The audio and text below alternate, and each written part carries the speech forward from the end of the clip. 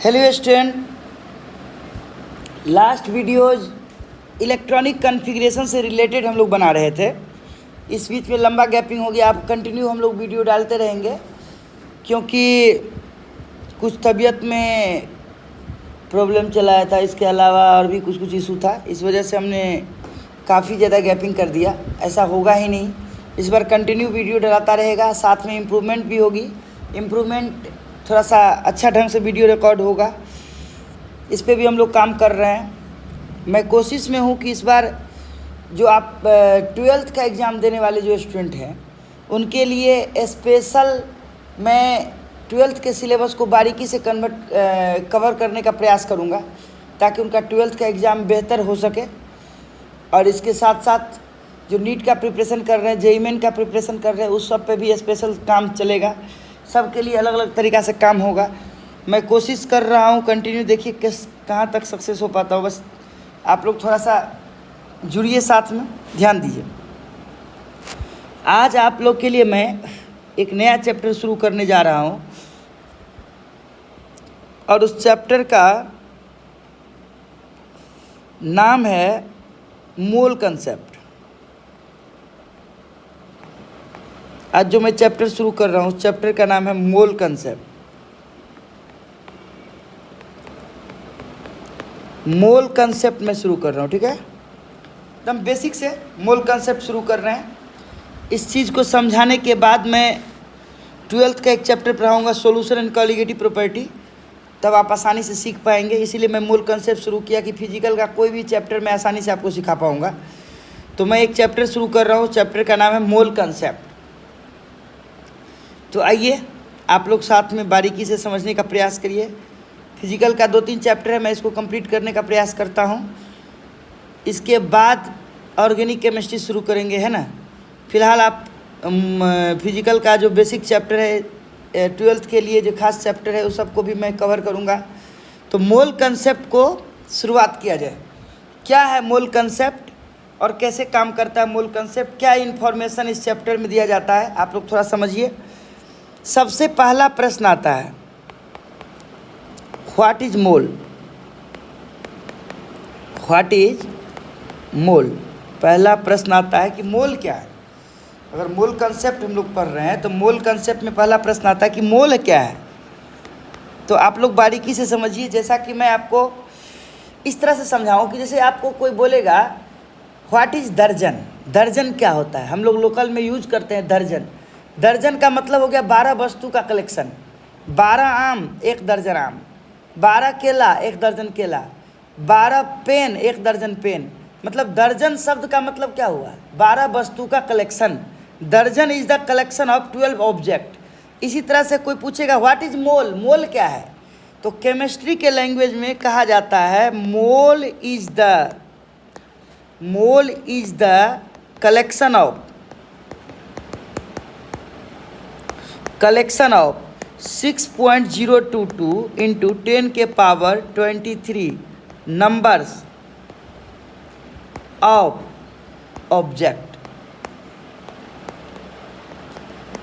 Objects.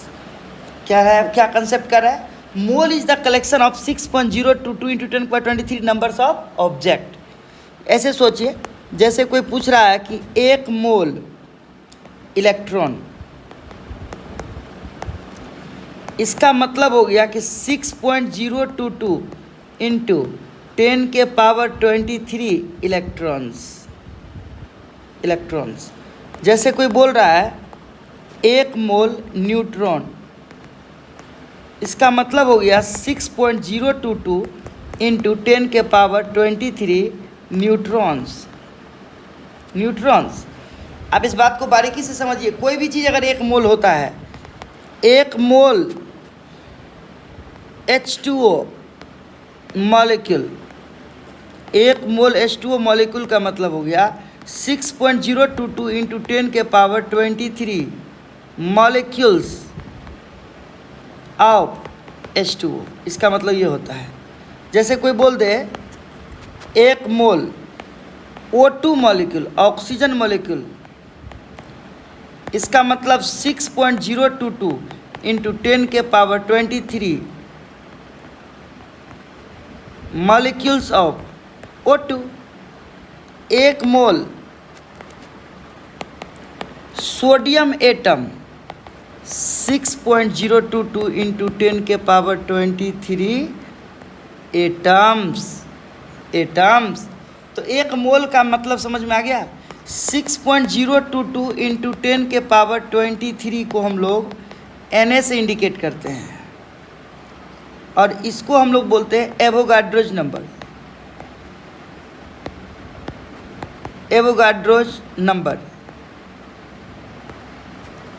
6.022 into 10 पर 23 को Na से इंडिकेट करते हैं, बोलते हैं एवोगाड्रोज नंबर। ठीक है, एवोगाड्रोज नंबर। अब यहाँ से एक बात समझ में आ रहा है सर, जैसे मान लीजिए कुछ एग्जाम्पल द्वारा समझिए। जैसे कोई बोल रहा है N is the total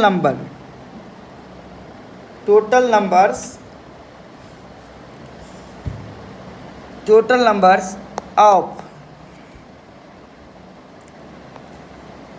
electron present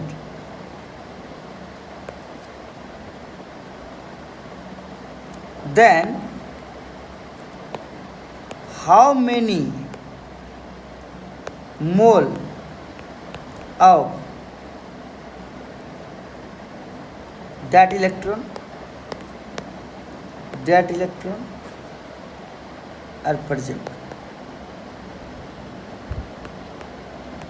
ये क्वेश्चन है N is the total number of electron present, then how many mole of that electron present। तो ये इलेक्ट्रॉन कितना मोल प्रेजेंट है।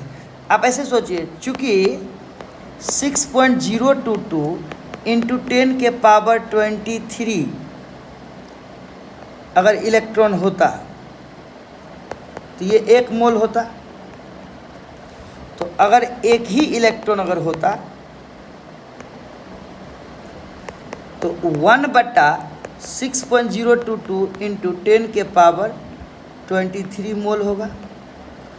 अगर इतना इलेक्ट्रॉन 1 मोल है तो 1 इलेक्ट्रॉन 1/, इतना मोल होगा। इसका मतलब इसीलिए n इलेक्ट्रॉन अगर है तो 1/6.022 इंटू 10 के पावर 23 इंटू n होगा। यहाँ से एक बात स्पष्ट हो रहा है, पता आपको, यानी आप इतना क्या मोल ना, यानी मोल बराबर आप क्या निकाल रहे हैं, n/6.022 इंटू 10 के पावर 23। मोल बराबर क्या निकल रहा है, n/6.022 इंटू 10 के पावर 23। अब यहाँ से एक बात स्पष्ट हो रहा है, पता n क्या है, n क्या है, टोटल नंबर ऑफ। यहाँ से पता चल रहा है मोल बराबर total number of particles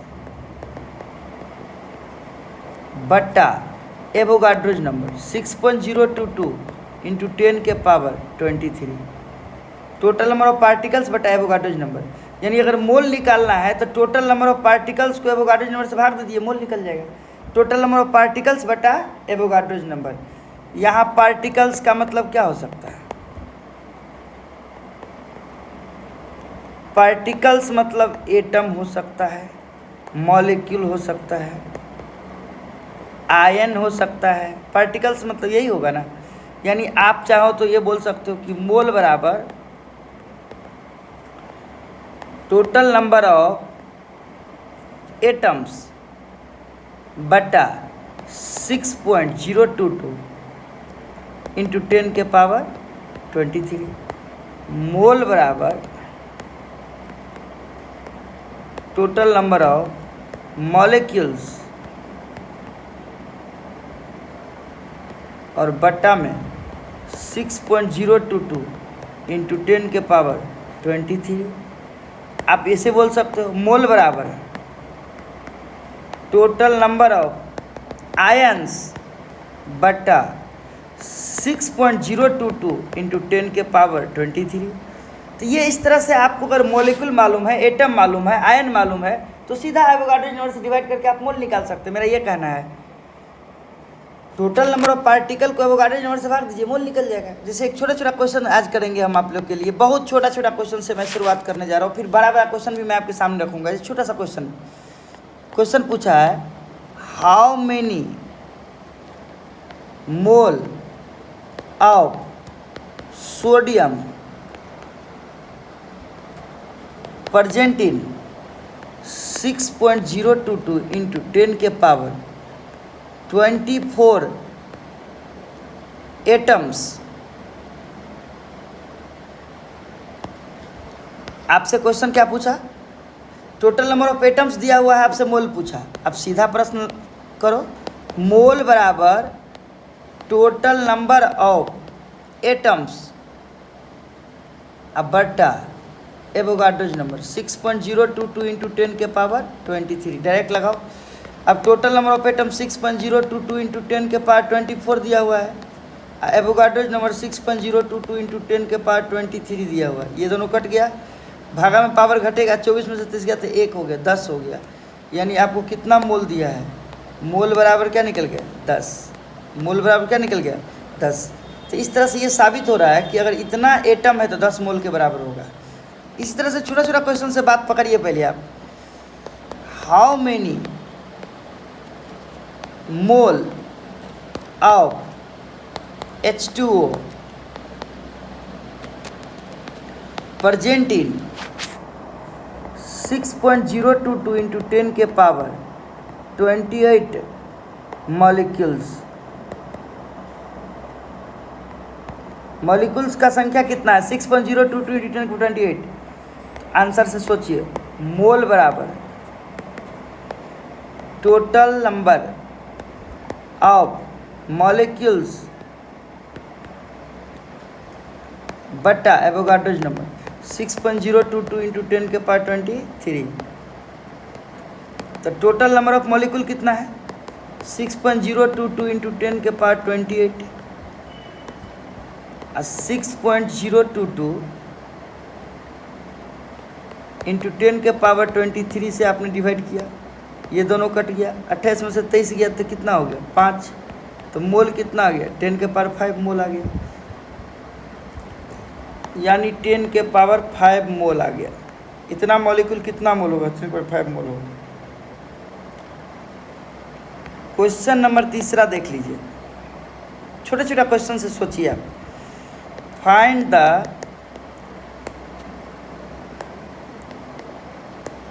total number of atoms present in 1000 mole of helium atom. Helium atom का 1000 मोल में कितना हीलियम एटम होगा। तो आप कह रहे हैं कि मोल बराबर total number of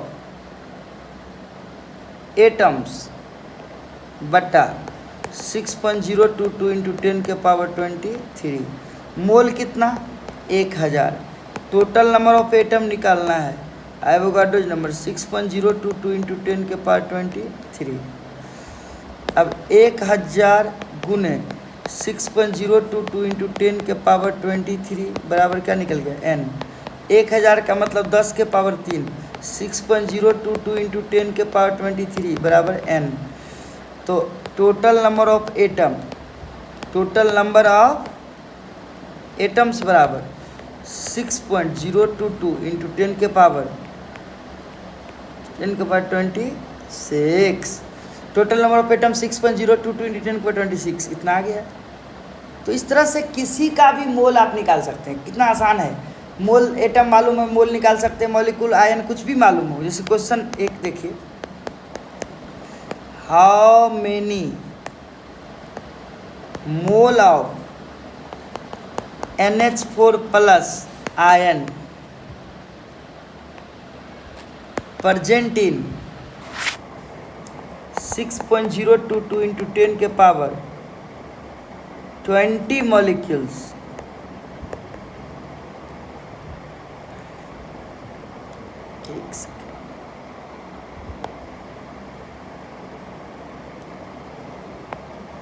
how many mole of NH4 plus ion present in 6.022 into 10⁻20 ions of NH4 plus. NH4 plus का इतना आयन है तो कितना मोल होगा, ये क्वेश्चन है। आप आंसर से सोचिए। मोल बराबर total number of ions, total number of ions बट्टा एवोगाड्रोज नंबर 6.022 into 10⁻23। आप सोचिए, मोल बराबर टोटल नंबर ऑफ आयन्स कितना मालूम है, 6.022 into 10⁻20 मालूम है, 10⁻20 मालूम है। अब बट्टा 6.022 into 10⁻23 नीचे में हो गया, ये दोनों तो कट ही गया। इससे काटो, 10⁻3 नीचे आ रहा है, यानी तुम बोल सकते हो 10⁻³ मोल। आंसर 10⁻³ मोल। तो इस तरह से किसी कोई भी पार्टिकल मालूम हो, एवोगाड्रोज नंबर से डिवाइड करके हम लोग मोल निकाल सकते हैं, है ना। अब मैं छोटा छोटा 2-3 बात आपको समझाता हूँ। अब मैं आपको एक चीज़ समझाऊंगा। सबसे पहले आप ऐसे सोचिए, जैसे सबस्टांस,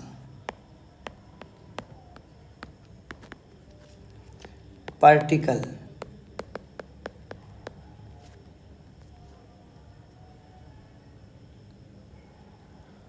फॉर्मूला मास,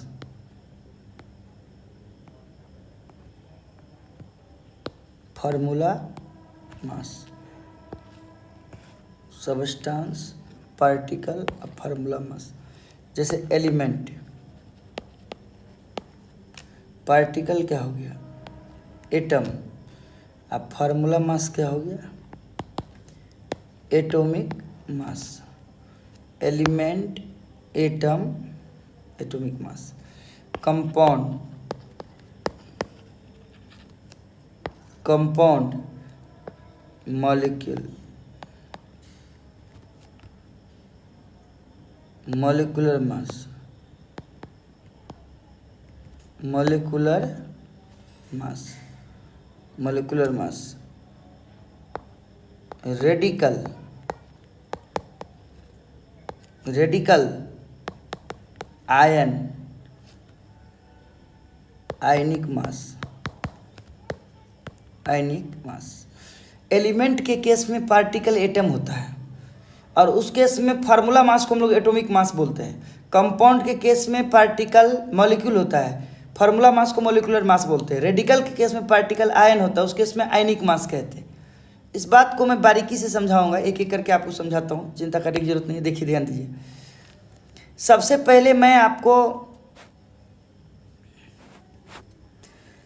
थोड़ा सा एलिमेंट और एटम का फर्क समझाता हूँ। एलिमेंट, एटम, इसको समझाने का प्रयास करता हूँ। आइए यहाँ से बात करते हैं हम लोग। सबसे पहला प्रश्न है कि एलिमेंट क्या है। इसको थोड़ा समझिए। तो मैंने कई बार समझाया, बेसिक में भी एलिमेंट को बहुत डिटेल समझाया है, फिर भी अब यहाँ पे एक डिस्कस करते हैं। एलिमेंट क्या है, तो मैंने कहा देखो, इतना तो सब लोग सुने हो, hydrogen, helium, sodium, potassium, calcium, copper, aluminium, zinc, ये सब क्या है, एलिमेंट है। एलिमेंट का सोर्स क्या है, नेचर। एलिमेंट कहाँ से प्राप्त होता है, नेचर से। तो एलिमेंट नेचर से प्राप्त होता है। अब ये बताइए,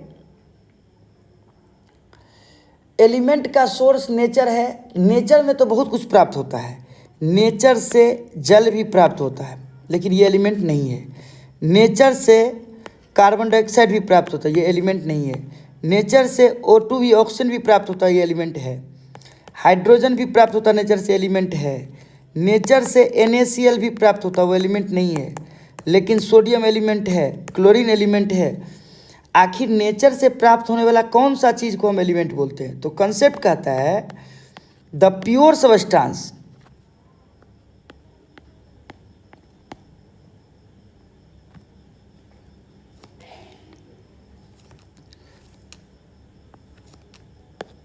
the pure substance which is formed by the same type of atom and which is not created by any ordinary physical या केमिकल मेथड। क्या कह रहा है कंसेप्ट एलिमेंट के बारे में? The pure substance which is form by the same type of atom, ऐसा pure substance जिसका निर्माण एक ही तरह के एटम से हुआ हो, and which is not created by any ordinary physical या केमिकल मेथड।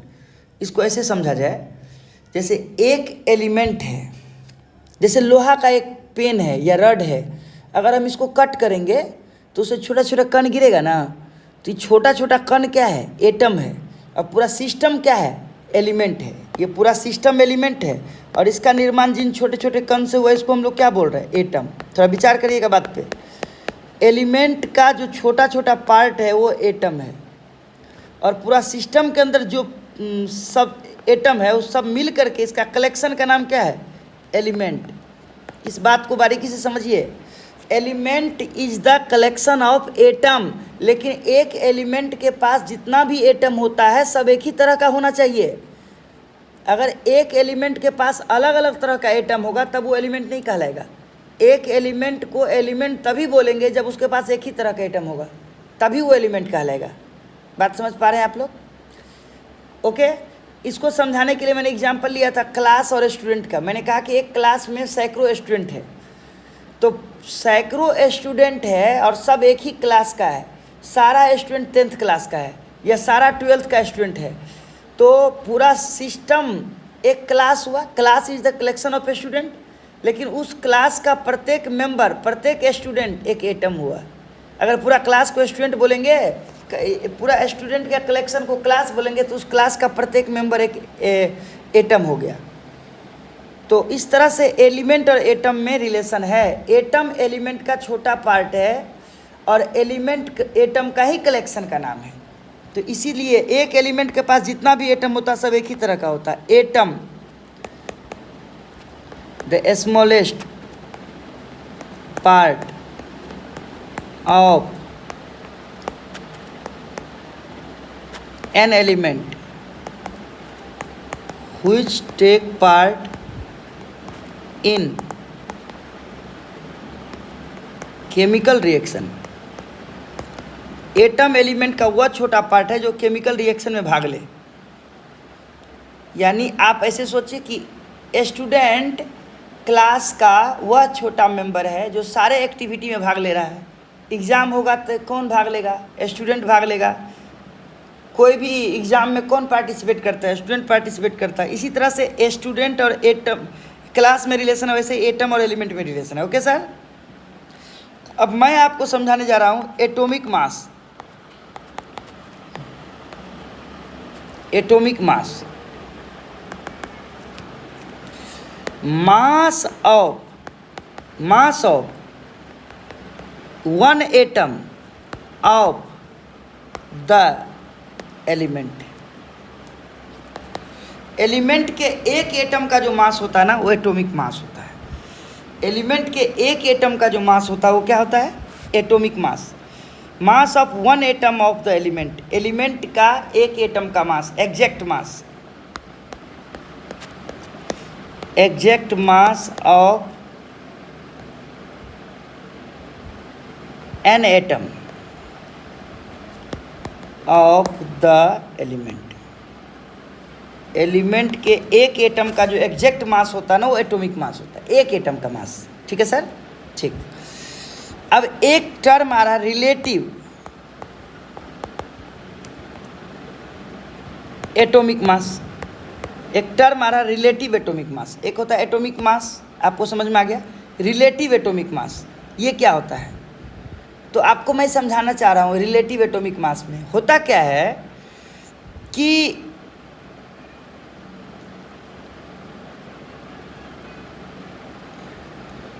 एक स्टैंडर्ड कंसीडर किया गया है कि 1/12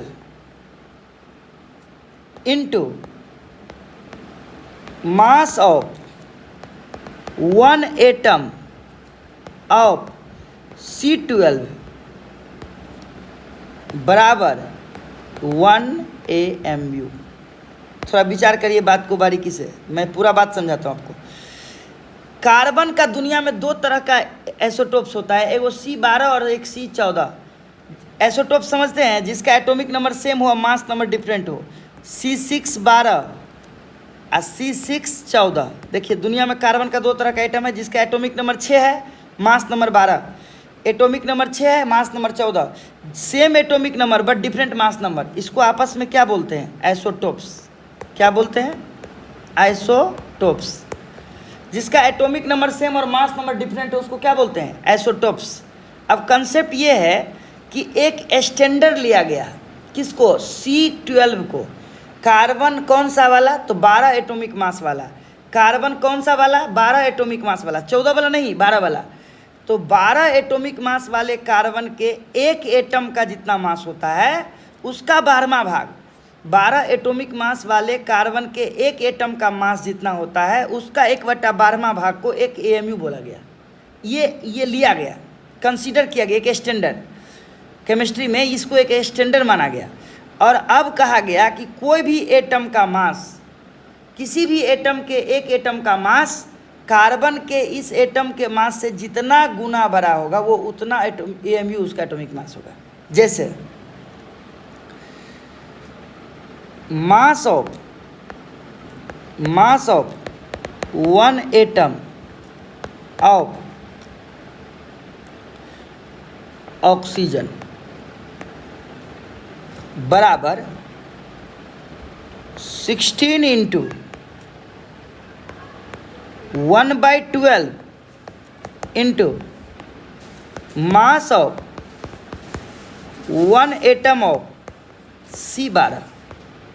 क्या बोला? कार्बन का, ऑक्सीजन का एक एटम का mass, mass of 1 atom of oxygen, oxygen का एक एटम का मास कार्बन के एक एटम के मास के 1/12वां भाग से 16 गुना बड़ा होता है। इसीलिए उसका एटॉमिक मास 16 इंटू 1 AMU, क्योंकि इसको एक AMU बोल दिया गया तो इस आधार पे क्या बन गया? 16 AMU। यानी एटॉमिक मास ऑफ ऑक्सीजन बराबर 16 AMU, जिसको हम लोग बोलते हैं relative atomic mass. Relative atomic mass of oxygen बराबर 16 AMU। Relative atomic mass of oxygen बराबर 16 AMU। यानी रिलेटिव एटॉमिक मास का मतलब यही हुआ कि कार्बन के रिस्पेक्ट में, कार्बन के एक एटम के रिस्पेक्ट में जो किसी दूसरे एटम का एटॉमिक मास निकाला जाता है उसी को रिलेटिव एटॉमिक मास कहते हैं। ओके, समझ में आया आपको? जैसे कि मान लीजिए मास ऑफ 1 एटम ऑफ कैल्शियम बराबर 40 गुने 1/12 into mass of 1 atom of C12। Carbon के C12 के एक एटम, C12 वाले कार्बन के एक एटम के मास का 1/12वां भाग से 40 गुना बड़ा होता है। इसीलिए relative atomic mass of calcium बराबर 40 AMU लेते हैं हम लोग। तो हम लोग जो यूज करते हैं ना AMU में, वो रिलेटिव एटॉमिक मास ही होता है, जिसको हम लोग एटॉमिक मास भी बोलते हैं और रिलेटिव एटॉमिक मास भी बोलते हैं। तो बच्चों आप लोग थोड़ा बात को समझ पा रहे हैं? कोई दिक्कत नहीं हो रही है? आप कंटिन्यू जुड़िए। आज तो मैं इतना ही रहने देता हूँ, अगले क्लास में फिर से हम लोग कंटिन्यू आगे बढ़ते हैं। बहुत सारे क्वेश्चन के साथ मैं अभियान शुरू कर चुका हूँ, रुकने वाला नहीं हूँ, नॉन स्टॉप काम चलेगा। बस आप लोग थोड़ा सा वीडियो को देखिए कंटिन्यू, और थोड़ा सा आप आगे बढ़ाइए वीडियो को। आज के लिए इतना ही रहने देते हैं, फिर मिलते हैं अगले एपिसोड में कुछ नए वीडियो के साथ। मोल कंसेप्ट को मैं कंटिन्यू कर रहा हूँ, ठीक है? और इसी के साथ मैं अगला टॉपिक सॉल्यूशन शुरू करने वाला हूँ। 12th वालों के लिए ये विशेष होगा। और 12th भाग के जो भी स्टूडेंट होंगे वो ये मत समझना कि वो 11 का टॉपिक है तब नहीं पढ़ेंगे, नहीं, इसके बिना आपको 12th समझ में नहीं आएगा। आप यहाँ से सीरियस होकर जुड़िए तो सही, अब नॉन स्टॉप हम लोग काम करेंगे, ठीक है। आज के लिए इतना ही।